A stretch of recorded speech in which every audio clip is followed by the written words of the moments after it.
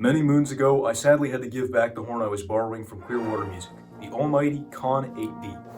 This was the horn that took its place. Now, we conclude another chapter of my French horn playing journey, and once again return the instrument that has served me these past several months. But not before we do a review.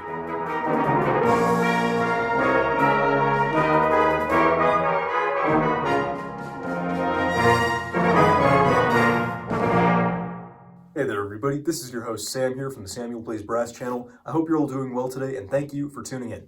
To any old hats in the audience, welcome back, and to any new hats, welcome aboard. Stay tuned to learn more about the Holton H378.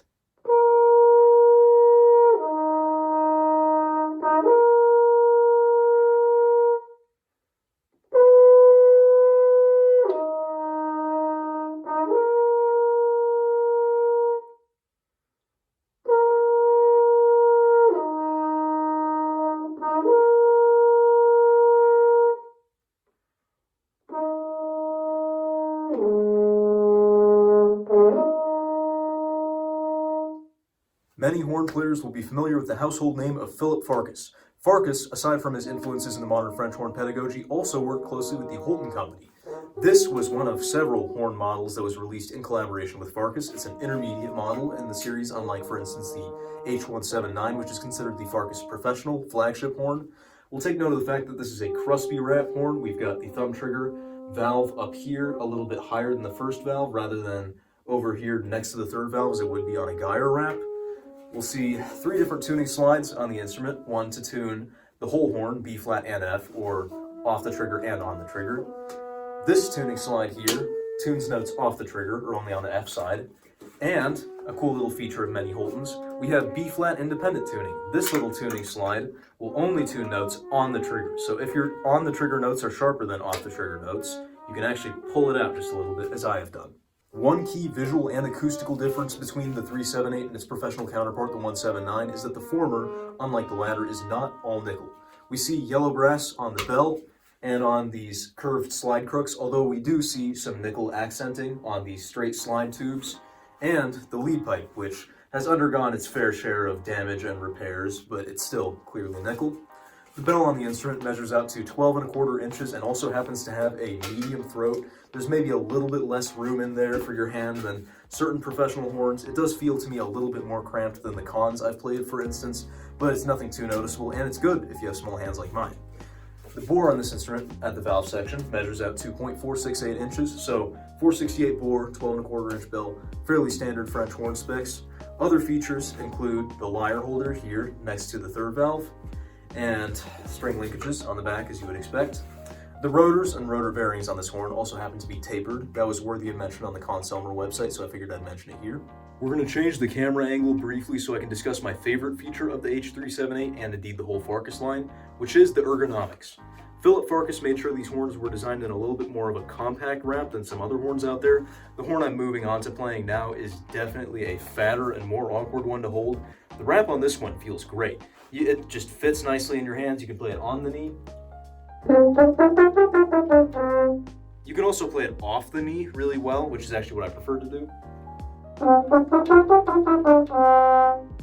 And that is because it places my bell arm just level with the rest of my body, totally on the same plane, and it feels great. In the American school of horn playing, it's common practice to use the no trigger or F side of the horn between second line G in the staff down to at least F sharp, a minor ninth below, but sometimes the next couple notes depending on the player. I tend to do those on the F side if I can, but a lot of players prefer, for instance, trigger open on low F. And that's, already an awkward register for a lot of horns and horn players. A lot of players have sort of a blind spot around there where they can't seem to get the notes to slot quite as well. I certainly am that way, and the trouble is, the H378 once again just goes the extra mile in making it a little bit less tolerable. Basically all the notes starting from, let's say, E, just at the bottom of the treble staff, down to low open C, they just feel way too stuffy on the F side. I don't know exactly what it is. Everything sounds better on the B flat side, which is really unfortunate. Whenever I play a good horn, I do as much on the F side of the horn as I can. It just has a little bit more of a veiled and mysterious and enigmatic sort of tone quality, especially down low. That's something that Philip Farkas talks about. He mentions that, you shouldn't use trigger open for low F, because if you use the F side fingerings going down to low C, it'll sound less like a baritone and more sort of mysterious. And indeed, that's a philosophy I subscribe to, but this horn just does not feel very conducive to it. At the very least, C just below the staff down to A are usually a good couple notes on the F side. On this horn, even those feel like they have to be played on the B flat side, and I really just don't like that very much. So this horn might work better in the European convention, where there's a lot fewer notes played on the F side, and the F side is almost more of an accessory just for notes like G and F sharp below the staff. But speaking of those notes, forget it. I was spoiled with the middle to low register of the Conn 8D, where even though there was a little bit of a blind spot both between the horn and me, it definitely was a lot better than on this horn. The G partial is nearly intolerable. Like I said, as soon as I hit F, I have to engage the B flat side again, just because it doesn't sound very good or slot securely otherwise, and it's just frustrating.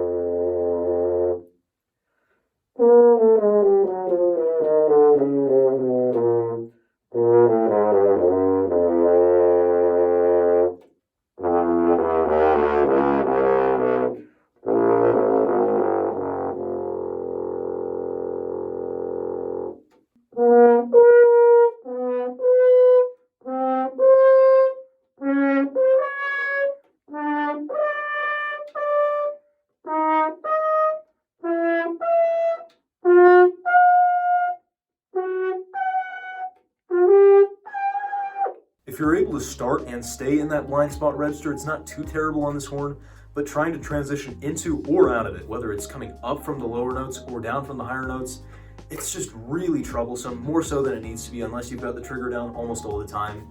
And then, like I said, you lose kind of the characteristic F sound, which I find really beautiful on most good horns. And this is an issue that has not resolved itself at all with time spent on the 378 or mouthpiece selection. That's frustrating. Usually those two factors should play somewhat of a role in ironing out some of those middle register notes, and I was hoping this big pig of a Denis Wick 4N might help, but unfortunately it really didn't. As far as the sound quality of the 378, I definitely find it to be brighter and, in my opinion, a little bit thinner than on most professional horns. It's not too bad in my opinion in the higher register, it just has a nice ring to it, but like I said, especially on the B flat side, in the middle and low registers, it is quite bright for my sensibilities.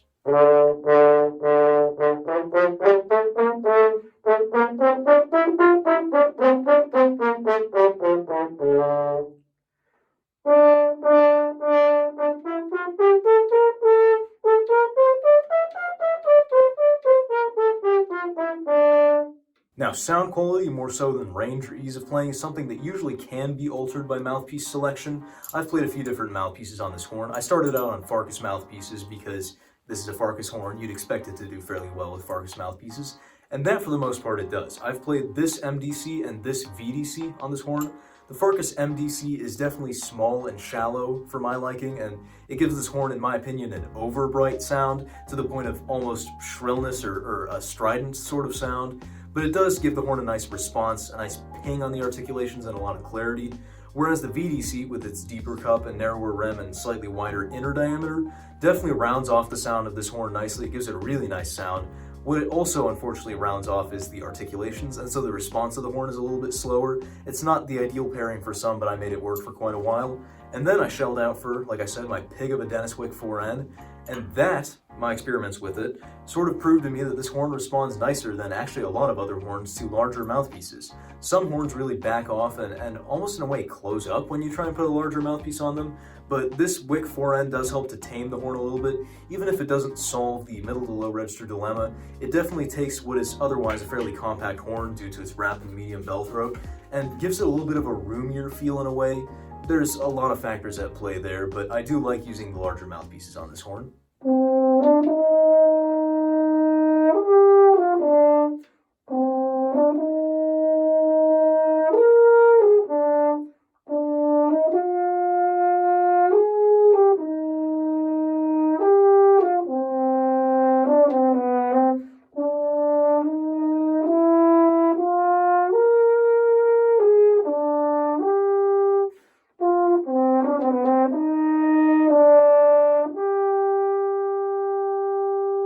So coming off of 9 solid months on the Holton H378, what is my final official verdict? I think this horn, despite my complaints, would make a good step-up horn for the advancing player. We're talking upper middle school or high school level playing. It makes a good upgrade to your first double horn, or just from something cheap or not in good condition. If you find one of these in good shape, especially as a casual player, it's really not going to hold you back. But if you get to the point of being a collegiate horn player, mind you, I'm in college, but not a collegiate horn player by any stretch of the imagination. But if you're like a horn performance major who's doing juries and serious gigs on the side, chances are you're going to want something that's a little bit more free-blowing and doesn't have as many clarity issues in that middle register.